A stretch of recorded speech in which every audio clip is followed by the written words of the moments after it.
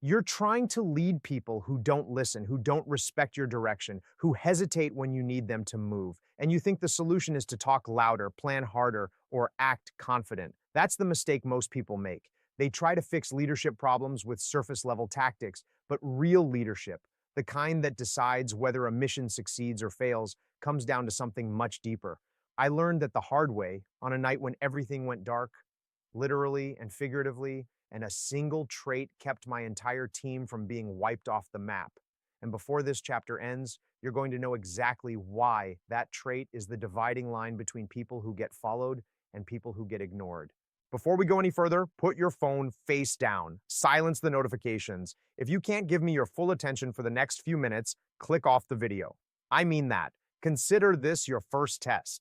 If you can't control distraction, you can't control yourself. And if you can't control yourself, you'll never lead anyone else. Great leadership starts with discipline, and discipline starts right now. I'm ex-Navy SEAL John, and I spent over a decade in the teams learning what leadership really looks like when the cost of failure isn't embarrassment.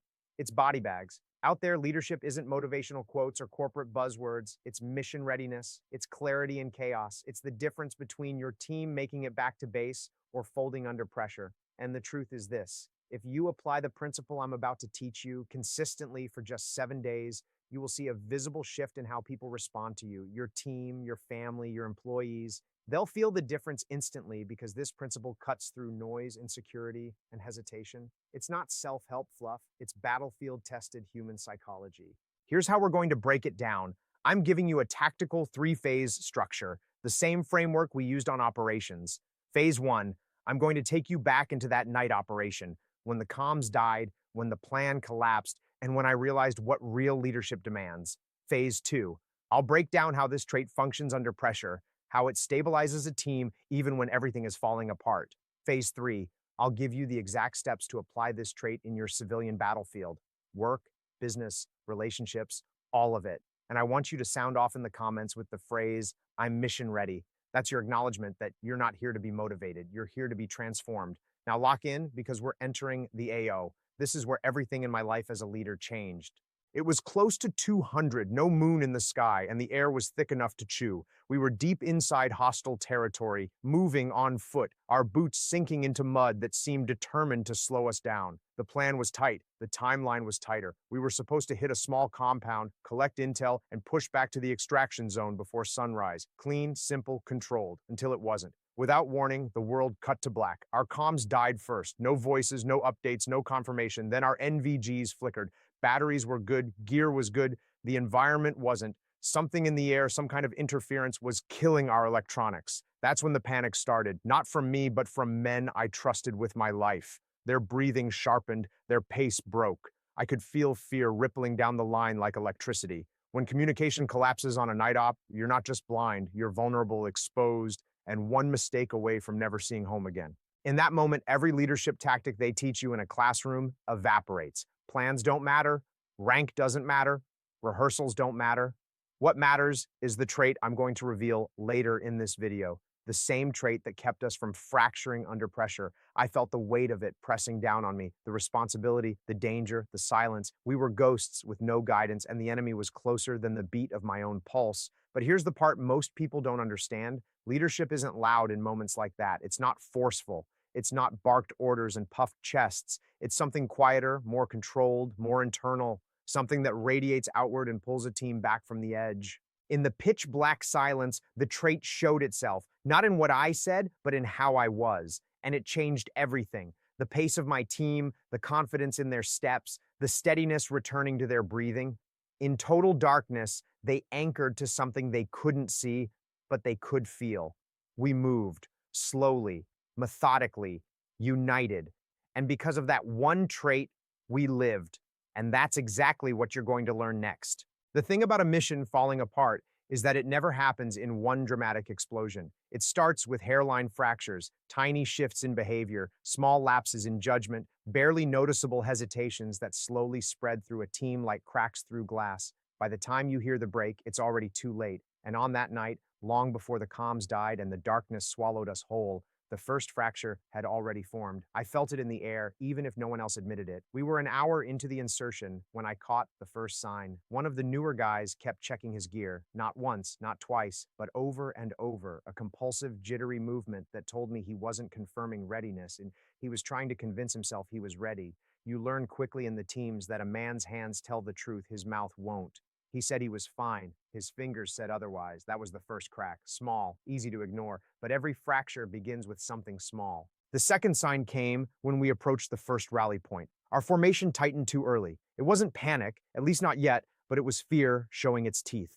In high-stakes operations, formation is communication. When the spacing collapses, it tells you the team doesn't trust the environment, or worse, they don't trust each other. I remember pausing for half a second and thinking, something is off. But the clock was ticking, and hesitation is its own kind of death. So I pushed it aside and kept moving. Looking back, I realized the foundation had already started to shake. Not because anyone was weak, but because leadership, my leadership, hadn't deployed the trait I talked about earlier. The trait that stabilizes a team like steel reinforcing concrete. Without it, people start to drift into the worst parts of their own minds. The human brain is a brilliant machine, but under stress, it becomes its own enemy. It invents threats. It amplifies doubt. It whispers lies that feel like truth. And if a leader doesn't step in and recalibrate the mental landscape, the collapse becomes inevitable. The third fracture hit harder. We were moving along a narrow, uneven ridge, moonless sky above us, thick canopy below. One misplaced step could have sent someone tumbling into the darkness. That's when one of my most reliable teammates, steady hands, sharp instincts, made a mistake he had never made before. He hesitated, just long enough for the man behind him to bump forward. It was small, barely more than a shift in the line, but in the teams, hesitation is louder than shouting. It reverberates, it spreads. One hesitation becomes two, two become five. Then suddenly everyone is thinking instead of acting.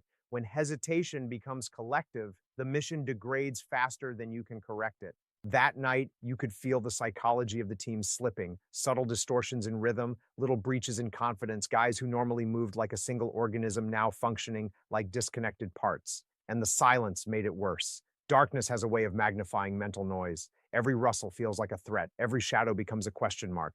When a leader doesn't establish psychological stability, the environment fills the vacuum, and the environment is merciless. There was a moment just before the comms failed when I could hear a shift in breathing behind me. Not panic yet, but the buildup toward it, a pressure rising inside men who needed a stabilizing force they weren't getting. And that's when it hit me. This wasn't about skill or training or courage. This was the cost of failing to deploy the very trait that keeps a team unified under stress. Without it, even elite operators begin to crumble. And then, like a final warning shot, the first mini crisis struck. A branch snapped somewhere in the distance, too close to be wildlife, too deliberate to be the wind. The team froze. On any normal night, we would have flowed as one. Reposition, assess, adapt. But on this night, the hesitation held us hostage. No one wanted to move first. No one wanted to breathe too loud. The fracture had become a fault line. A leader doesn't get to wait for certainty. A leader creates it. But that night, the certainty wasn't there. Not yet. We were one heartbeat away from collapse, and none of us knew how close we were to the real danger waiting ahead. There's a moment in every mission when the tension stops building and finally snaps. Ours came without warning, the kind of instant where one bad decision could have turned the forest into a coffin for all of us. We were already stretched thin, fractures forming, hesitation creeping in, the darkness pressing against us like a living thing, when the sound hit. 3 rapid pops in the distance, not gunfire, not movement, a signal. Someone out there knew we were close, and they wanted us to know they knew. That's when the panic started its final ascent. I felt the shift ripple through the team like a silent explosion. Breathing sharpened again, stances tightened. Men who normally locked onto their training started drifting into their minds. Doubt spreads faster than fear. Fear spreads faster than bullets. And if you don't stop it early, it takes everything with it. I opened my mouth to speak, to steady the line, to pull everyone back into alignment, but I didn't get the chance. Someone beat me to it. It was Ramirez, good man, quiet, not the biggest, not the fastest, not the one most people would pick as the anchor of the team. But when the forest held its breath and my men started to slip into the psychological freefall that kills more operators than enemy fire ever will, he stepped forward, deliberate, calm, silent, no speech, no orders, no panic. He simply moved with absolute presence, one shift of his weight, one controlled breath, one step that told the rest of us, we're still in this. And just like that, the team snapped back into coherence. I watched the transformation happen in real time. Men who seconds earlier were stuck inside their own fear recalibrated instantly. It's hard to explain unless you've lived it, but sometimes leadership isn't what's said, it's what's transmitted. Ramirez didn't fix the situation, he didn't change the mission, he didn't eliminate the danger. What he did was far more powerful. He made his internal state stronger than the external chaos. That is the trait, and it's time to name it. Composure, not confidence, not bravery, not toughness. Composure. Most people think composure means staying calm. They're wrong. Calm is passive. Calm is what you feel in a spa or on a beach. Composure is different. Composure is active. It has weight to it. It has direction. It's the ability to project steadiness so strongly that other people reorganize themselves around it. It's not the absence of fear. It's the mastery of fear. It's fear put on a leash. And when one person carries true composure, the entire group rises to their level. What Ramirez did in that moment wasn't heroic. It wasn't dramatic. It was controlled, deliberate leadership under fire. The enemy didn't see him. The forest didn't acknowledge him, but every one of us felt him. It was like someone recentered the axis of the entire team. The panic didn't disappear. It lost its grip.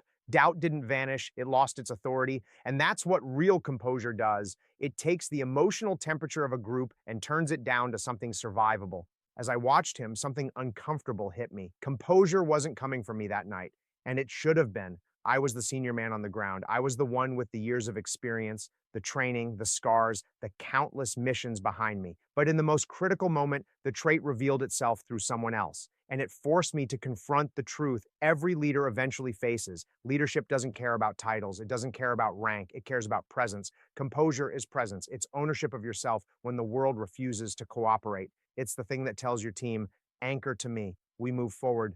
After Ramirez took that step, the mission didn't magically get easier. The danger didn't fade, but the team shifted from fragility back to focus. We moved like operators again, deliberate, synchronized, deadly. And as the forest swallowed us deeper into its blackness, I made a silent vow I would never allow my team to feel leaderless again. Not because I demanded authority, but because I understood the cost of failing to embody that trait when everything is on the line. Composure isn't a luxury. It's the core of leadership under fire, and the next moment would test mine in a way I never saw coming. Composure isn't something you switch on when things get bad. It's something you become long before the chaos hits. And once the chaos does hit, once the ground shifts under your feet, once the mission plan dissolves, once the air turns thick with uncertainty, that trait stops being optional and becomes the only thing keeping a team from spiraling into irreversible collapse. I learned that in real time, as the mission dragged us deeper into danger, long after Ramirez's single steady step pulled us back from the psychological edge. People imagine high-pressure moments as explosive, cinematic events where everything happens at once. That's not the reality. The real battle is internal. The mind fractures first, not the body. Under intense stress, your brain reroutes blood from the prefrontal cortex, the place responsible for logic, clarity, and decision-making, to the amygdala, which controls fear and survival instincts. If you don't have composure, that shift takes over. You stop leading and start reacting. You become a passenger inside your own panic. And when a leader panics, the entire team absorbs that energy like dry grass catching flame. As we moved farther through the forest, the cracks we had patched over started to widen again. The enemy's signals continued, short bursts, distant but intentional. They weren't attacking us yet. They were corralling us, testing our movement, tightening the invisible net they'd thrown around our path. The tension built with every step. The ridge narrowed, the temperature dropped, and the silence grew unnatural, like the entire environment was holding its breath. This is where composure becomes a weapon. When you embody composure in moments like this, you create psychological gravity. Your presence becomes the point that others orbit around. Your heartbeat stays steady, and theirs sink to yours. Your movement stays controlled, and theirs fall into rhythm. In the teams, we call this emotional command, not because you tell anyone what to feel, but because your state dictates the state of the group. I felt that shift as I took the lead again. Ramirez had stabilized the line, but it was my responsibility to amplify that steadiness. I slowed my breathing deliberately, knowing the men behind me would hear it. I adjusted my grip on my rifle, slow and smooth instead of rigid. I moved with the kind of deliberate precision that says, I see the situation, I'm in control, and you're going to be fine if you follow me. And gradually, almost invisibly, the team recalibrated. Without composure, the opposite happens. I've seen leaders lose themselves to adrenaline, voice trembling, hands shaking, decisions rushed and sloppy. Once that happens, the mission starts unraveling like a rope pulled too tight. The team senses the fracture. Their movements become erratic. Their focus narrows to fear instead of objective. Every operator becomes an isolated mind instead of a unified organism. That's how people get hurt. That's how operations fail. And that's how teams die. But with composure, chaos becomes data, pressure becomes clarity, threats become predictable. As we approach the clearing ahead, this principle was tested harder than at any other point. The tree line broke open into a circular patch of open ground, too open, too quiet, too convenient, the kind of space the enemy designs to slow you down. A kill pocket. Every instinct told me this area was wrong. Every sense in my body lit up like a flare. This was the kind of moment where a single misjudgment could bury the entire team. And this is where dramatic irony cuts deep. Sometimes composure keeps you alive, while also pushing you toward an even greater danger you haven't recognized yet. I signaled the team to halt. Not a frantic stop, but a silent, anchored command from a leader in full control of himself. The tension was explosive, but the calm was stronger. I scanned the perimeter, analyzing shadows, angles, scent of the wind, sound of movement, or lack of it. Composure allowed me to see patterns I would have missed in panic. It slowed time in a way adrenaline could never replicate. But the enemy was patient, too patient. The forest ahead was still. The makeshift clearing was undisturbed. And a part of me felt something I couldn't define, something I chalked up to nerves, but it was more than that. It was foreshadowing, a warning, the kind of quiet that doesn't calm you, but chills you. I stepped forward, and the ground beneath me shifted in a way no forest floor should. Composure kept me steady, but it wasn't going to save us from what was coming next. Most people think composure only matters in life or death situations, combat, emergencies, dramatic turning points. But the truth is far more uncomfortable. Your civilian life has its own battlefield, and most people lose that battle long before they realize they're even in one. They lose it in traffic. They lose it in arguments. They lose it in business meetings, in moments of doubt, in front of a blank screen or a blinking cursor. They lose it because they treat stress like an enemy instead of a training partner. And without composure, the smallest problems feel like grenades. The tiniest inconvenience becomes a crisis. The first sign of pressure sends their mind spiraling into worst-case scenarios. I've watched entrepreneurs blow opportunities because their emotions ran the meeting instead of their strategy. I've watched marriages crumble because one person couldn't stay composed long enough to listen instead of react. I've watched talented people sabotage their own potential because they panicked every time progress didn't show up instantly. The mission fails in the civilian world the same way it fails in combat, not from a lack of skill, but from a lack of internal control. Composure isn't a military skill, it's a human skill, and the people who master it build better businesses, stronger relationships, and deeper discipline than anyone around them. Entrepreneurs who have composure negotiate better, make clearer decisions, and react to crises with strategy instead of fear. In relationships, composure prevents emotional escalation. It allows you to hear what's actually being said rather than what your ego interprets. And for personal discipline, composure is the only thing that keeps you moving forward on days when your motivation is dead and your excuses feel louder than your goals. The problem is that most civilians think composure just happens if life gets easier. But life never gets easier. It only tests you differently. Composure isn't something you're born with, it's something you build. In the teams, we developed it through micro stressors, controlled doses of discomfort that train you to maintain stability under pressure. Cold water, sleep deprivation, timed drills, complex tasks under physical strain. The point wasn't toughness, it was control. The body can take more than you think. It's the mind that rebels.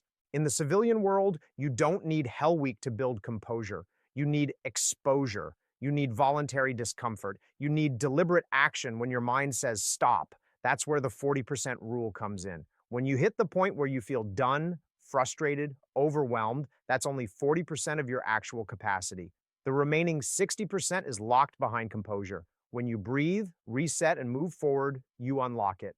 Most people never see their 60% because they quit the moment stress appears. The easiest way to build composure is to create small daily battles. Speak up in the meeting you're avoiding. Sit in silence during an argument instead of firing back. Go for the run even when you're exhausted. Hold your posture when anxiety tries to collapse you. These aren't heroic acts, they're recalibrations. Every time you choose deliberate action over emotional reaction, the trait gets stronger. Every time you refuse to flinch, your mind learns that pressure isn't a threat, it's feedback. Without composure, the civilian battlefield becomes a minefield. One setback detonates everything. One rude email ruins your day. One unexpected bill sends your mind into chaos. But with composure, life stops controlling you and starts responding to you. You become the steady force everyone anchors to. You become the person people trust in crises. You become the leader people follow without needing to be asked. Composure is the trait that makes ordinary people unstoppable. But even composure has limits. And in the next moment of that mission, I was about to discover exactly where those limits were hiding. When I think back to that night, the darkness, the silence, the way the ground shifted under my boots, I realized the mission didn't end when we made it home. It didn't end when we submitted the after-action report or debriefed the chain of command. It didn't even end when the adrenaline faded and the noise in my head finally settled. The mission followed me for years, echoing in moments I never expected. When I spoke to young operators preparing for their first deployment, when I watched civilians crumble under stress that would have barely moved a needle in the teams, when I looked at my own life and saw the places where I still hadn't fully embodied the trait that almost cost us everything. Composure saved us that night, but not in the dramatic, heroic way people imagine. It wasn't a triumphant moment. It wasn't a victory. It was a thin line we held onto when the world tried to pull us under. After we crossed that clearing and the ground shifted beneath me, we discovered what the enemy had prepared, a pressure-triggered device buried under a thin layer of earth. It wasn't active. It wasn't armed. Whoever said it didn't finish the job. It was a warning, not a weapon. A message that said, "We see you. We control this ground. We decide how far you go." We continued the mission, retrieved what we came for, and exfiltrated under a sky that finally started to lighten with the first hints of dawn. No casualties, no firefight, no cinematic climax, just the quiet return to base, the shared silence of men who understood how close they'd come to disaster, and the lingering question of why we weren't buried under the soil of that forest. But the real impact of that night didn't hit during the operation, it hit after. During the debrief, my commanding officer looked at me across the table, not angry, not disappointed, but studying me the way a man studies a compass to see whether it still points north. He asked one question, and it's a question that stayed with me for the rest of my career. When your team needed you most, were you the anchor or the variable? It was an accusation, it was a valuation, and it forced me to confront what I already knew. Composure showed up that night, but it didn't come from me. That wasn't the shame. The shame would have been ignoring it. Instead, I rebuilt myself around it. I trained differently. I led differently. I communicated differently. I started to understand that composure isn't just a stabilizer, it's an amplifier. It elevates every strength you have and exposes every weakness you hide. It becomes the trait that defines your leadership long after the operation ends. Years later, one of the men from that mission told me something I never forgot. He said, "I didn't follow you because of your rank. I followed you because when you finally locked in, everything in me locked in too." That's composure, not perfection, not fearlessness, not control of the environment, control of yourself. And when you master that, your presence becomes a force multiplier everywhere you go. The long-term consequence of that night wasn't fear. It wasn't regret. It was clarity. The understanding that composure isn't just something you use to survive chaos. It's something you cultivate to shape the legacy you leave behind, how your family remembers you, how your team speaks about you when you're not in the room, how your business withstands pressure, how your children learn to face their own battles. Composure becomes the thread that ties your entire life into a unified mission. But here's the truth I didn't learn until much later. Composure is only the first doorway. You walk through it, and suddenly the world reveals a new battlefield you were blind to before, one that demands an even deeper trait, one that transforms not just how you lead, but who you become. Most people never reach it. They stop at composure, thinking they've arrived, but leaders who keep going discover something far more powerful, and that's where we're heading next.